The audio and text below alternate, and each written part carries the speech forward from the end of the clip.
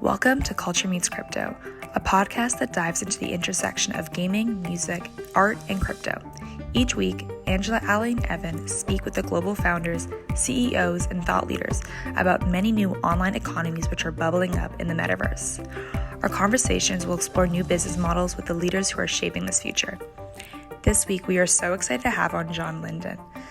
Today, John will speak with us about how fashion will lead Web3 gaming adoption, traditional gamers and publishers, and how they will pivot into Web3, and what the right balance between user and company control is. Thank you so much for coming. This is very exciting. This is the second episode of Culture Meets Crypto with Signum Growth. I'm Angie Dalton, and my co-host here, Evan Castelli. Hi. And we are so excited to have John Linden here because we've been big fans of John Linden and Mythical from the very beginning of Mythical.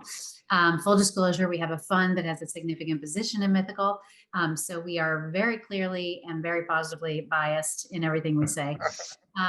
So anyway, I love your background, by the way, John. That NFT NYC was a lot of fun. It was, yeah. We did a little Times Square takeover, kind of showing off the new slate of games coming out for Mythical. So it was a lot of fun. So we got Epic Spell Wars over here, and we had some Mythical branding and all that fun stuff. So. And the best party award goes to Mythical. Thank you. That was a good time. So luckily we had some great investors as well, in addition to you guys, with the chain smokers through Mantis. So they performed for us, which was nice. So it was a good time. That's great. Awesome. Okay, great. Well, it would really be it'd be great to hear about your journey. You're pretty much a serial entrepreneur. You've been at it now for 3 years at Mythical, and you've made some big announcements already with the NFL and Epic Games, and there's so much here, but I want to start at the beginning. How did you tell us about your journey? My journey from the beginning. So Mythical. Wow, that's so I started pretty early. So I started my first company at 19. So I was venture backed at 19 at University of Kansas. So I had started my first company out of my dorm room. And really was focused at the time, we called it online communities. Now it's social media. So, really, it was kind of a version of Facebook, and, 7 years before Facebook came out. So I think Zuckerberg might have still been in elementary school at the time. So kind of early days, and really we're thinking about some of these early challenges of kind of web 1, right? Really Web 2 going into Web 2. And for us, it was a lot of fun. We built a public website called Alumni. That was essentially later acquired by Richard Rosenblatt, who later started MySpace after that. So it's pre MySpace days even. And so they turned that into what became reunion.com. And now I think it's called like My Life or something. But then the other part is we actually started a SaaS business. So we actually were licensing technology directly to universities. So we actually, we power, I think that company's still around. They were bought out by private equity, but I think they power 900 universities now, something like that. So they power MIT, they power University of Kansas now, all these types of groups. So that was kind of my first venture. We raised $5 million. I ended up dropping out of KU because I had 35 employees and I just couldn't keep up. So that was kind of my first stint into the world, and my first startup.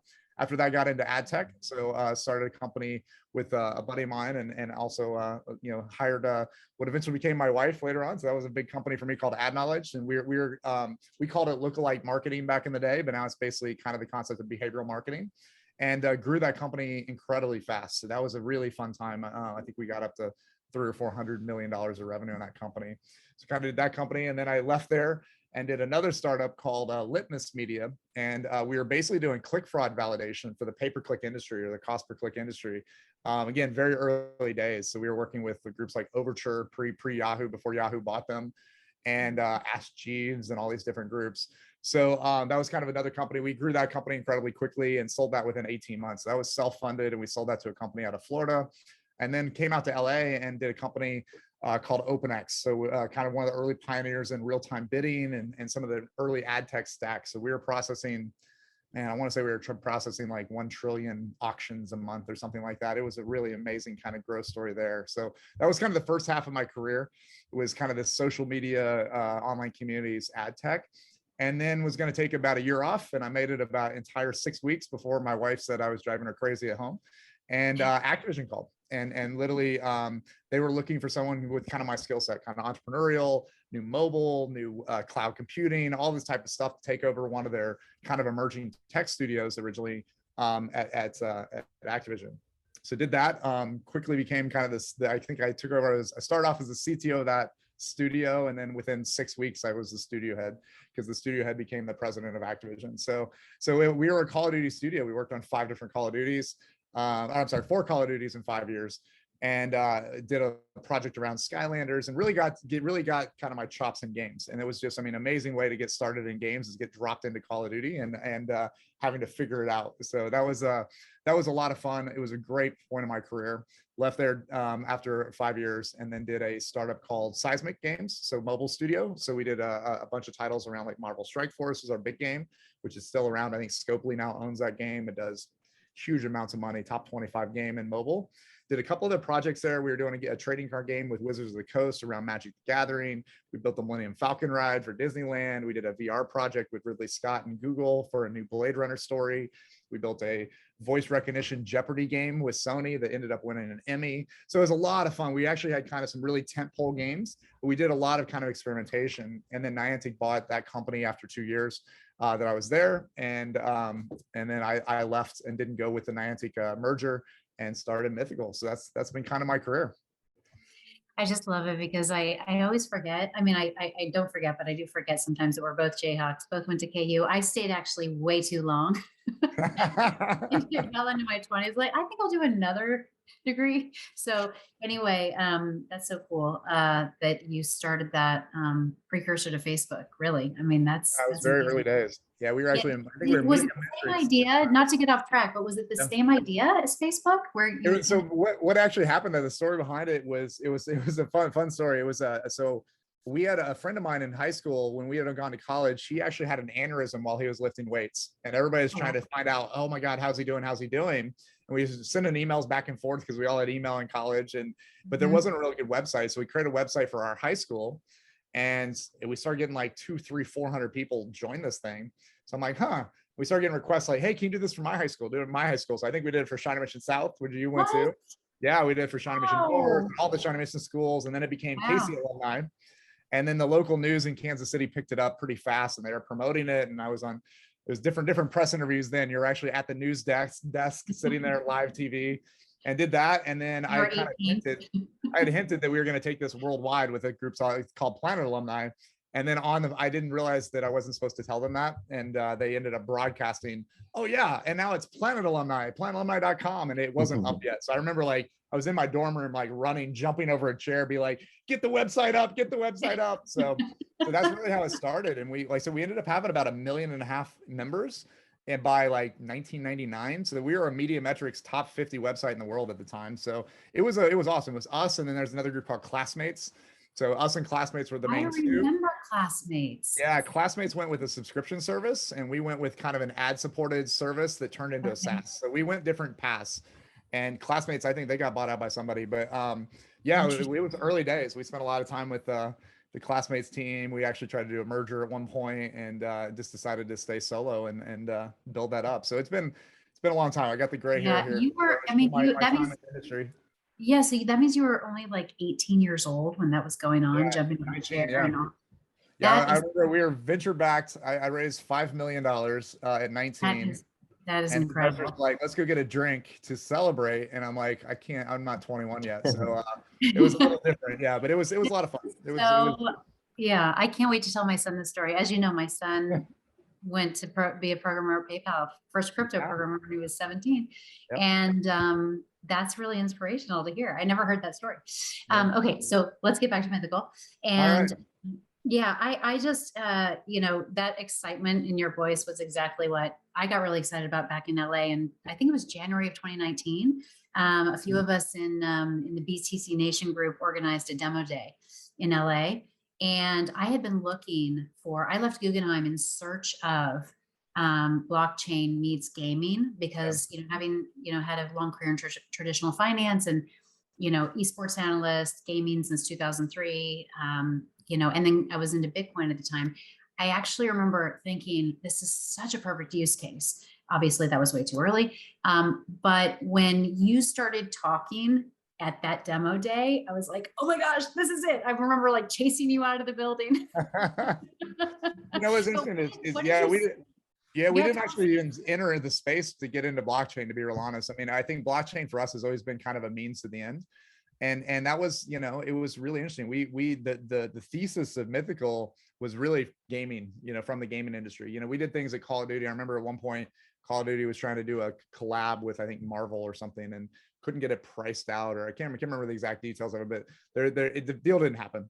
And it was, I remember there's a lot of things around, how do we price this, you know, because Marvel thinks that their character is the most valuable in the game, but we sell them at this price, but they want more money than we're selling them for because they think it's going to be more valuable. And it was just like, wow, this is actually a problem, right? We're getting into a world now to where, you know, we had gone through free to play and we suddenly saw, you know, 4 billion gamers entered the market.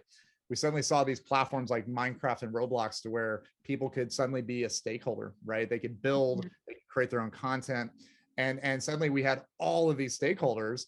And for us, we were like, how do we actually bring these stakeholders into the games, right? And that was really the original thesis. It didn't really have anything to do with blockchain at the time. But then kind of simultaneously, there's this whole, I follow a lot of these innovation plays. And I remember as a free to play kind of game maker, like I'll spend 20, 30, $40 in a game, but I was never a whale myself, right? But then I saw these freaking 2D images of cats called crypto kitties, and I dropped like $800 on crypto kitties. And I'm like, what just happened, you know? And that was a big moment for me. That suddenly is like, oh my God, what we want to do in gaming, and then the psychology behind blockchain, because if you can turn it from being entertainment into some form of tangible assets. And to me, it's never been about flipping an asset for money. It's about consumer choice, right? I can choose what I do with this. I can choose to give it away. I can trade it. I can play with it. I can burn it. I can sell it at a profit. I can sell it at a loss. It's my decision as a consumer. And that to me was the power of blockchain. And so that was why we kind of started marrying up. Okay, let's bring these two worlds together. Because the original vision we had in gaming really fits nicely into a lot of these principles of blockchain, transparency and immutability, and kind of bringing the power back to the players. So that was kind of the origin of how this all came together quickly. So, John, your gravitation, and I guess Mythical's gravitation towards blockchain and NFTs was super natural. Like you kind of stumbled upon the technology and saw how useful it would be in your games and how it helped your users. But a lot of gamers sort of had an adverse experience with the idea of blockchain and NFTs. So I'm just kind of curious how you and the Mythical team have navigated that, and then what type of users you've seen sort of adopt it earlier than others. Yeah, that's a great question. So, I mean, a couple things I think with that. One is that gamers are always pretty skeptical of change, right? They just are. And if you see, a lot of games are very repetitive, right? There are a lot of, you know, hey, battle royale suddenly comes out and there's like 20 battle royale games, right? And that's just kind of the nature of the industry, is that it's getting that big change can take a leap of faith to some degree, even with the player base. And especially if you think about mobile games, right? So I remember early days of mobile games, people were like, what the hell is this? You know, these are not real games. What is this? It's free, but I have to pay $1 for a transaction. Like, this is terrible. Like, these are not real game developers. These are not real game economies. Now it's like 75% of all the gaming industry, right? So for me, we've seen this before. But also I think, frankly, gamers have a right to be skeptical in a lot of cases, right? There's a lot of these NFT projects, because it turned into this get rich quick scheme, right? It turned into this whole, what's the word, wind moon, and all these memes that came out, right? That's not really what we're in it for, right? We're not in it for buy this and it's worth 10x tomorrow, right? We're in it more for, hey, how do we have these new game designs that come out of this? How do we take concepts of ownership and tie it into gameplay? And we kind of started with utility, and frankly, we probably suffered in the blockchain space by focusing on utility early, but it's paying off big time now. So I think we've gotten past that like shilling of projects, and because it was easy for people to come out and throw a couple pieces of art together and be like, cool, I'm going to sell this for $1 million. We saw so many people jump on that bandwagon. And I think what we're seeing with the trend down right now, I think that's actually a super helpful thing. I always love, I know a lot of people use the phrase, but there's bull markets and build markets. And I think we're definitely in that build market right now, which I think is great. And I think companies like Mythical, and there's several of us out there, I mean, we're not the only ones, but there's several companies that are truly trying to solve a problem. And I think that's what's going to win. So gamers for us, we've been very focused on gamers. We didn't sell $10,000, $20,000, $30,000 NFTs. We were selling reasonably priced game items, right? And I think what we're going to see and where Mythical is going to be within a year is, I think we'll probably end up being, if not the top, one of the top 2 or 3 in terms of all NFT transactions but we're not talking about $1,000 items. We're talking about averages of like 10, 15, $20 items, right? Which is kind of what gamers are used to.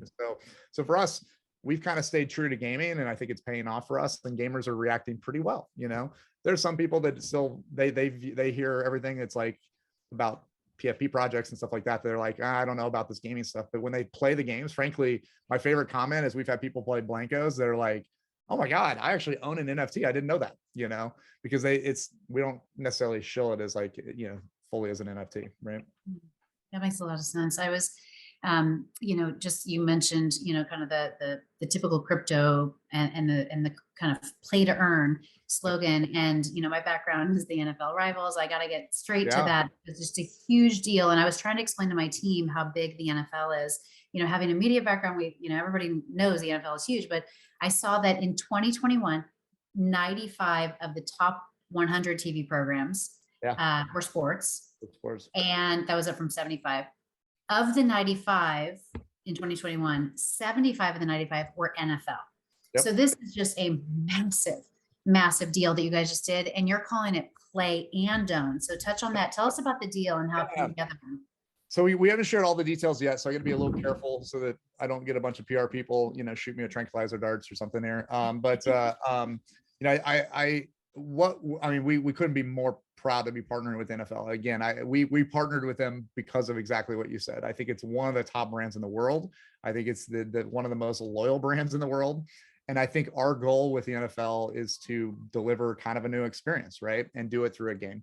So there is a game aspect to this. We're trying to build a game that's not super deep either. So it's something that's very accessible by a large audience. Because if you look at things like even like Madden, right? Madden's been around for 30 plus years for the NFL. It's a pretty small audience. It's like, I know it's less than 1% of the NFL audience plays Madden.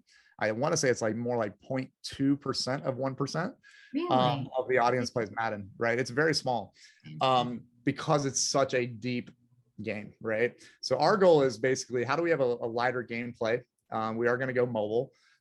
So for this game, so it's a mobile gameplay, but how do we experience the league differently, right? And I think that's really our focus is how do you play differently? How do you interact differently with the league? How do you have the value of what you can create behind the scenes? We're definitely working with the Players Association as well, right? We're licensed with the Players Association. So you could probably imagine we're going to try and get the players involved in some fashion, which we're very excited about, right? How do you interact with players? How do you interact with the teams? How do you play this game? And I think the other thing we've done a little bit with the NFL rivals so far, which you can kind of see in some of the key art, is that if you see those helmets, or we put a trailer, I don't know if you saw the new kind of little teaser trailer we showed at NFT NYC with the Ferris Bueller song in there and all that. But they have like helmets have like mohawks. There's an earring and there's sunglasses and there's headphones. We're really trying to play into that fan culture behind the NFL, and it's been awesome working with NFL around that. I think the one side effect is we because we're kind of pushing them a little bit on the brands, we now have to get all the teams involved. So we're now working with all 32 teams, which is a chore in and of itself. You know, each of these teams are multi-billion-dollar operations, right? So we're now working literally with all 32 teams to approve what we're doing, to interact with us, to kind of get their feedback on this. And again, it's a pretty awesome opportunity. And I think it's one that's going to be really, really fun to bring out to market. And do you have to negotiate with each of them, or? Yeah, I mean, I got to be careful what I say. We are collectively working. Are you going to have them all? Are you going to have them all? That's what we're working on right now. So we've literally been spending time with every single one of the 32 teams. So our teams are meeting 32 times to get feedback, to get approvals, to get how do they view their brand in this kind of world and all that type of stuff. So yeah, we're definitely working with all of them. And I think we're going to be working with hundreds of players too at some point. So it's really, really fun. But what's amazing is we even had, the NFL was a little worried about it with some of them saying, hey, you might have some teams that are really not, into this as much as we are. But so far, it hadn't been the case. I mean, we've gotten just, every team's been that we've talked to has been super excited about where this can go. So we'll see. We're really, really excited. And our goal is, like I said, our goal is to get this into tens of millions of players' hands, right? Yeah. Well, we, when we had the brainstorm in New York at NFT NYC, it was very clear from investors that people are trying to figure out licensing deals and copyright laws and all of this. And you dealt with it early. You guys did the first luxury brand deal with Burberry. Can you tell us a Yeah. little bit about that?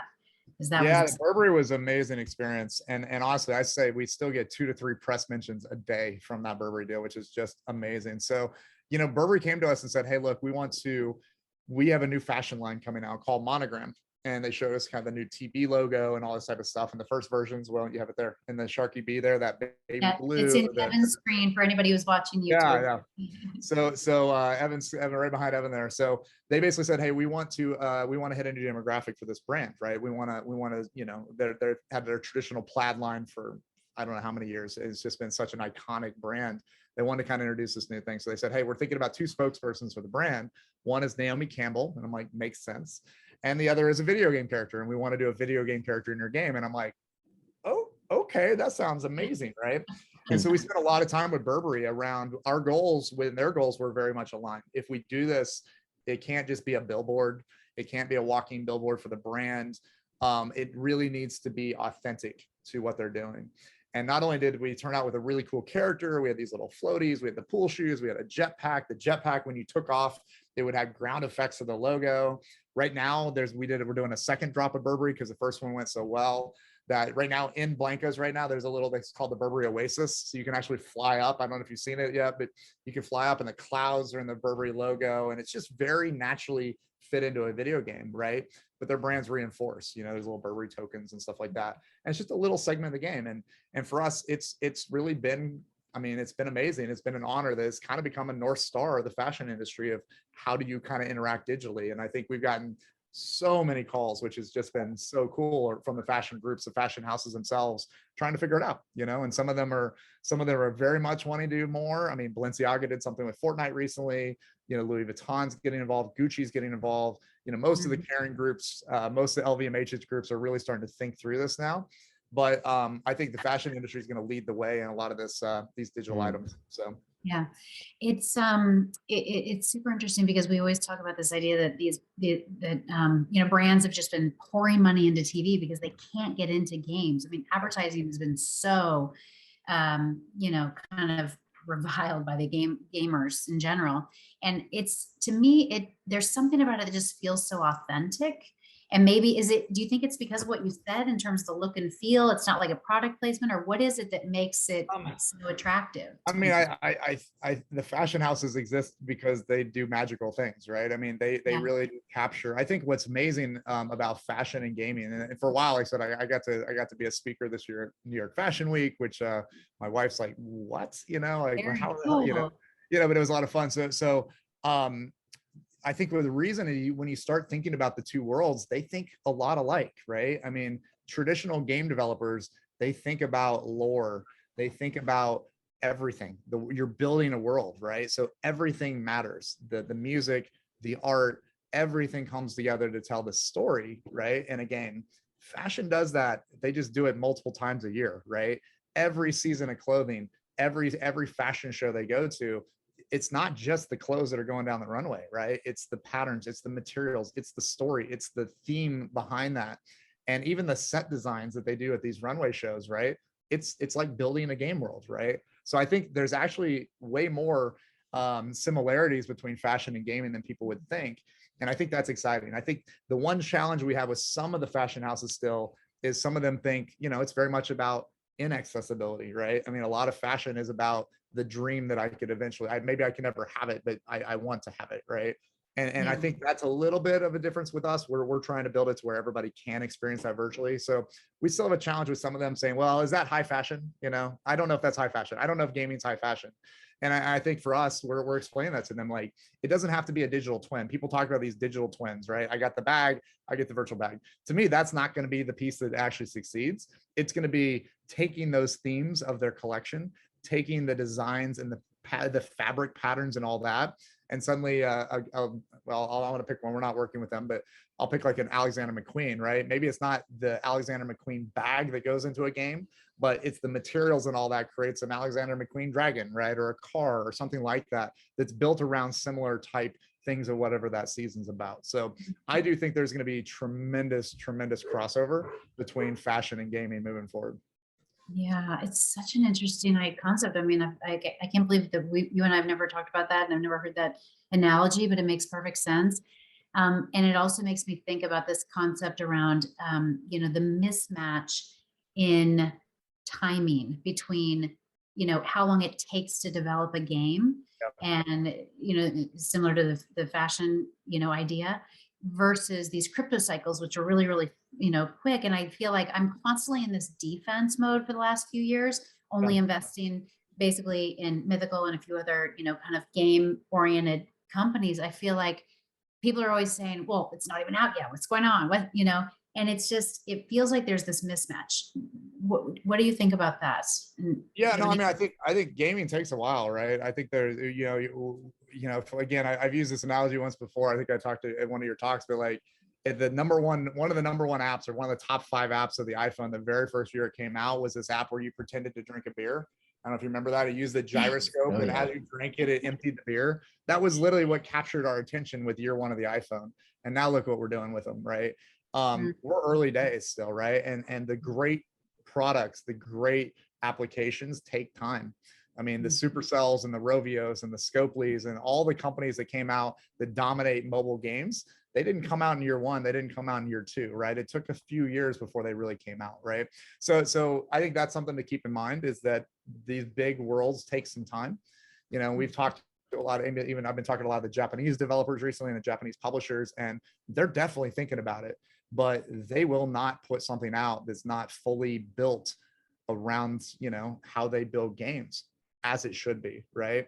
So it's definitely not that these companies are not thinking heavily about it, and they might even have some teams, they might even be working with companies around this type of stuff, but it just takes some time, and a lot of these companies won't sacrifice the quality for a cheap dollar, right? I mean, I had one of the, I'd say top 3 probably public CEOs around gaming. He called me and he's like, so he's like, just talk to me, because like all I see is speculation, and I just don't give a shit about speculation. I care about what you guys are doing. Tell me how it would work for my games. And we had a great conversation.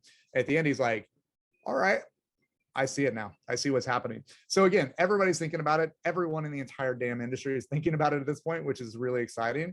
We're getting tons of phone calls, but some of these projects, even if they're starting now, could take a couple of years before they really come out with something quality. So I wouldn't count Web3 gaming out for many, many years, because I think what the real use cases we probably haven't even fully seen. I think what Mythical's doing is really awesome. We're very excited, and we're trying to put out incredibly strong games with incredibly strong game developers. But I think even what we're doing is just the stepping point of where this will go. So it kind of sounds like traditional game developers are moving into the space very slowly. They're hesitant, and they're talking to you because you have experience with managing blockchain and games and combining it. So you've said that they haven't done too much yet, mostly just thinking. But what steps do you think will be the first that traditional publishers take? Will it be like listing Blankos on the Epic Games Store and kind of getting some contact in that way, or what do you think? Yeah, that's that a couple things there. One, I always love the community. Like, why haven't you put this out on Xbox? Why have you not put this out on Epic before? I'm like, trust me, it's not our decision not to do it, right? We would love to do this. And in fact, there's been a couple of the major, there's seven major distribution platforms in all of games, right? There's 2 in mobile, 2 in PC, and 3 in console.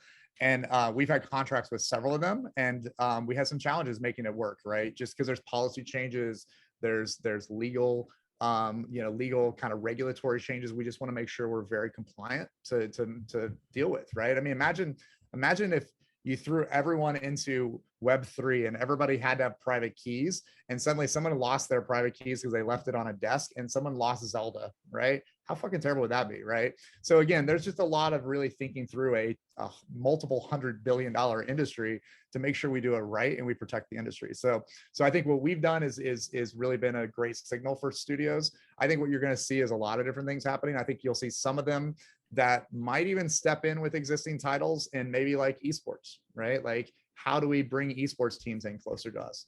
How do we bring in influencers? Maybe let's try a collab here or there, right? I think we'll see a little of that from some studios. I think we're seeing other studios that they're finding the right title to work with. I think we'll also see a lot of studios. In fact, we've had a lot of requests from some of the really big players saying, hey, you're not going to touch our existing IPs right now, but let's find a new IP to do together.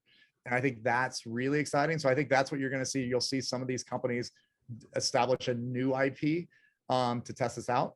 And then once they fully understand it and they feel very comfortable around it, then you'll start seeing the bigger titles. Like this is not going to come to GTA 5 or GTA 6 anytime soon, right? You're probably looking at GTA 7 for that to happen, which is a long way away, right? So groups like Take-Two, groups like Activision, they're going to start small and make sure they understand it. And frankly, I mean, just like mobile, some of them will start acquiring into it eventually. I mean, that's just how naturally this works, right? I mean, look at most of the mobile acquisition or most of the acquisitions right now. Most of them are still mobile, right? I mean, Zynga just got acquired by Take-Two, and this is year 15, right? And this is for a Take-Two's first real massive acquisition in the space, right? So that's 15 years later after it started. So we're not close to that yet. What do you say when they ask you about play to earn? I get asked that all the time, and I noticed you renamed Rivals Play and Own. Yeah, we've tried to get away from that play to earn. I mean, I think, you know, and honestly, you know this about me, like I was pretty hesitant about some of these economies early on. We don't have a token in our games yet. We're going to experiment with it fairly soon. You know, we're definitely thinking through it, but we did not want to put a token in a game right away because an inflationary game, it's pretty easy math, to be real honest. You have an inflationary economy, you put out a token and an inflationary economy, and where's it going to go, right? It's a very easy thing to see. And frankly, we got a lot of heat. Like, you know, there's some other players out there that went after this and they had a really nice run for a little bit, but I'm like, this is going to go up and then it's going to fall, and it fell. You know, now those companies did a lot of great things, I think, for the industry, good and bad, right? But I think, you know, like I said, we like to think of it as play and own, right? It needs to be, hey, you're playing the game and you end up owning rights to these items to do whatever you want with them, right? So to me that gets exciting, rather than this play to earn. Like play to earn for me, we were one of the earlier ones to talk about play to earn too. But play to earn really became kind of these I have to earn tokens, I have to earn an economy. And frankly, if anybody's telling you, oh yeah, just come in and every player can earn $1,000 a month by playing our game, that money has to come from somewhere. It really does. Like it has to be sustainable in some fashion, right? So if it's not, it's probably not legitimate, right? Or they're front loading a token and hoping it doesn't run out, right? So to me, you got to think about how to build a sustainable product and a sustainable economy.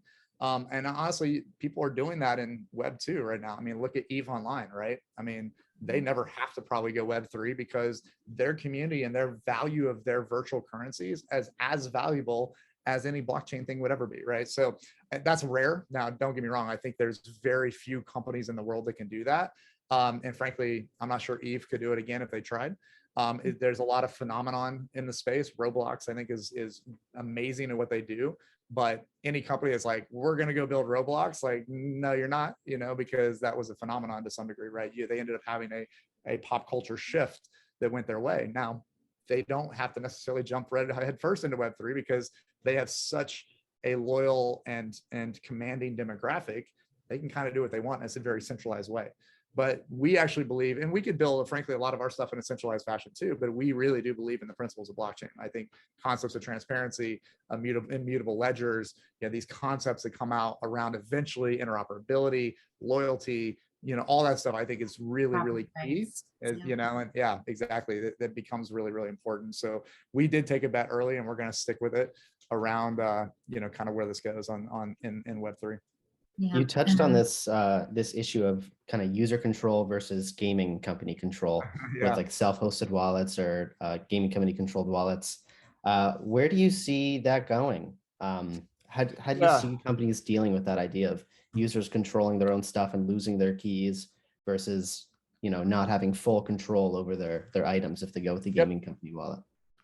Yeah, that's a great question. So I think we view it a little bit more conservatively than others, you know. Again, I've used this phrase a lot in different talks, but there's 4 million gamers and they somehow magically lose their password every day. It's an amazing skill set that gamers have, right? And we know that, and the idea of them losing their private keys is terrifying. So I think that stance we've taken, I mean, frankly, we've built a system that we could go full non-custodial if we wanted to, right?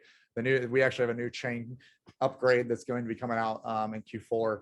That's we can do whatever we want, to be real honest, but we're going to keep with a custodial account for now. So it's going to be tied back to an account.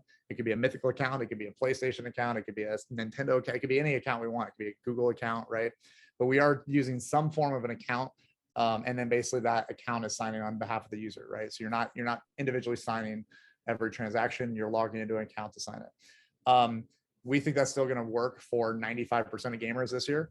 I think next year it'll probably work for 89% of gamers, right? And then maybe the year after that for 75% of gamers, right? So I think we'll slowly decline on people that want, or slowly increase on people that want to be non-custodial, but I think we're a ways out. So we're going to protect gamers first and foremost. What we have done is we've really started to invest in bridging tech, right? So cool, I'm an advanced gamer from the Mythical marketplace. I can go in and say, I want to move this Blanko, I want to move my Burberry Sharky B, and I want to put it, I'm going to link my MetaMask account and I'm going to transfer it from our chain to their chain and bridge it from one to the other. Sure, we can do that. So we're definitely doing that. Now, even that, we're being very careful. I think most of the hacks in blockchain happen through bridges. So we're working with companies right now that are, I think, some of the best in the world around bridging right now. We're thinking through and working through some of that right now. But to me, it's how you do it, is keep the mass market safe. The people that want to graduate, give them bridging tech, and then eventually we'll give them full non-custodial down the road, right? So that's the way we view it. And I think it's fine. I mean, most gamers right now, they just want the functionality. I don't think there is much that, you know, they want the functionality of blockchain. They want the participation of blockchain. Stakeholders want to be part of that. But even then, you know, what we're going to see is like, some of the, it's really fun watching the space evolve, but like some of these brands are like, yeah, I want to be in the smart contract. I want to receive every payment as they happen, right, through the smart contract. But honestly, most of the brands are like, no, just pay me net 30, track it all. We want to use the blockchain to validate and audit everything, but just pay us net 30. You know, you guys collect it. And honestly, the other thing that happens too is a lot of groups don't want to reveal their rev shares, right? Smart contracts are pretty damn public, right? And there's certain ways you can hide certain things, but we're actually set up our system, the new chain tech, to where, you know, a Burberry could come in and say, you know what, we don't want to reveal our rev shares. Just send us, you know, you collect the fee, and then we'll split it offline. And that, you know, like a normal accounting process would work. Other ones are, you know, some of the Web3 influencers and creators are like, nope, we want to be in every transaction. Cool, we can do both, right? So to me, it's really building that option so we can react either way. So a car manufacturer might just be like, nope, just send us a check, and a, you know, a Josie Bellini or a Hackatow could be like, nope, I want to get every transaction as they come in, right? So that's great, that's awesome. And I think what we'll see is 10 years from now, everyone will have wallets, and every corporate group will be used to that, but right now they're not. Okay, last question. One thing I know you and I both share is our huge respect for Epic Games and Tim Sweeney. And I didn't get to talk to you about this because I think you announced it at the party or right after the party. So tell us about that. I mean, this is a pretty big, announcement. Yeah, we're super excited to work with Epic. We've been talking to them for, God, we've been talking to them for well over a year. We've been probably working on this agreement for close to that. It's been something, I think Epic is open, but Epic's very, like, they don't want to see the scam deals and all that type of stuff. And I think, again, you look at the general industry and it's like, I don't know if I want to put my name on some of that. So, what we're doing is not Didn't he say he was staying away from blockchain at one point? He did for a while. I mean, and again, we actually, we've had an on again, off again relationship with Epic since we started Mythical, right? We were very hot and heavy with them early, and then it kind of went away a little bit, and now they came back. And I think what's great about us is they're allowing us to kind of bring this game out. And I think they're somewhat using us as a guinea pig, to be real honest. And that's great. We're happy to be that guinea pig, right? We're happy to show how to do this correctly. And I think, I don't want to talk ill of other companies, but I think one of the other concerns, and frankly, we've already seen it a little bit, is some of the space companies in the space, they're not playing by the same rules that we're all used to playing in the gaming industry, right? People are jumping embargoes, they're announcing stuff ahead of time without permission from Epic. I mean, stuff like that is really annoying. And I think we got to be really careful as an industry not to we got to respect the rules, and we've done that. Like I said, we've definitely waited to announce with their approval, all that type of stuff. So, but yeah, it's very excited. We're very, very excited to see where this goes, and I think we're hoping to really introduce this game to a big audience coming up, and see how it plays out. Tell us a little bit about it. Can you give us some hints? The hints, well, like I said, we're working on it. We'll be releasing it with the worldwide launch, which is exciting. I don't think we've said that yet. So we have a few surprises we're throwing in there. We've definitely been, like I said, we've learned so much from Blankos over the last year. We've learned some things not to do, and we've learned a lot of things to do. And I think we're excited to kind of be able to culminate that finally into this worldwide launch. We're going to hopefully see a bunch of fun collabs going out. We're working with even some of the esports teams and things like that to figure out how do we kind of bring them into it. But I think the key, honestly, is you're not going to see a lot of NFT Web3 blockchain language when we put the game out. It's just come play the game, just like any other game. And that's the key, I think. And we're just gonna put the game out and let the gamers play. So that's what we're excited about. And I think it's going to be the first of several, hopefully, of these platforms that are going to allow companies to do it a certain way to come out. So yep. If anybody's not playing, blankos.com, right? Yep. Check it out. And anyway, thank you so much, John. Any last words that we didn't ask you about that you want to mention? No, I think we're definitely excited about the future here. I think the slate of games, like I said, the Nitro Nation game, Nitro Nation World Tour, we haven't showed a lot of that yet. We showed a little bit at the NFT NYC party. Really, really pumped about that game. Epic Spell Wars here. We're very excited to work with Cryptozoic on kind of a quirky, this quirky game that they have a cult following on already. So we're excited to bring that in kind of a true digital form with these principles of Web3, from the ground up. NFL Rivals, I think it's going to be incredible. Blankos, we're doing a lot of really great stuff. Blankos on Epic coming out, I think it's going to be exciting. So we couldn't be more proud of the slate one, and honestly, we already have a lot of slate two underway, which is exciting as well. Right. Well, our goal is to only have iconic people on this show, and so far we've had Josie Bellini and now you, and couldn't be happier to have you here. Thank you so much, John. Really appreciate your time. No problem. Thanks for having me. Thank you. This conversation was so much fun for me, Evan, because even though I've known John since early 2019, I just loved getting to know him better. Even through the stories like the, becoming an entrepreneur at the University of Kansas at the age of 19 and raising $5 million to start an early version of Facebook. I didn't know that, and I also really liked the idea that he wanted to do that really to connect his friends from high school to another friend that they were concerned about.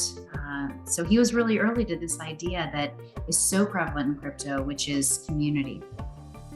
And John and Mythical are both at the kind of the beginning of blockchain gaming. There's so many early hurdles still being figured out. And I think one of the main ones he talks about were user versus company control in regards to self-hosted wallets, because how are we going to bring 2 billion gamers in who have to manage their private keys? That's a huge issue still being figured out. And then other issues are also, how gaming companies even think about blockchain and NFTs. Like John said, one of a head gaming publisher reached out to him and said, okay, we see you're working on this, but what the hell does it mean? It doesn't mean anything to us. It just seems like it doesn't matter. And then after talking to him and having him explain how players can own their assets and the new revenue streams it brings, how important blockchain and NFTs can be for gaming. And I don't know if you want to touch on this too, Angie. It's just that idea of how fashion is going to bring digital goods bringing digital goods into the metaverse, but they have to do that through somewhere where the consumers actually are. And gamers have been buying virtual goods since, early 2000s or so. So it's sort of a natural progression. That was a point that I had never heard him make, and I've never heard any gaming company make. The idea that fashion shows have lore, they have production, they're very kindred spirits in terms of, kind of how they connect to their audience. So I do think that idea of fashion and gaming being connected is a new idea that I hadn't thought about. So great, Evan. Number 2 in the books.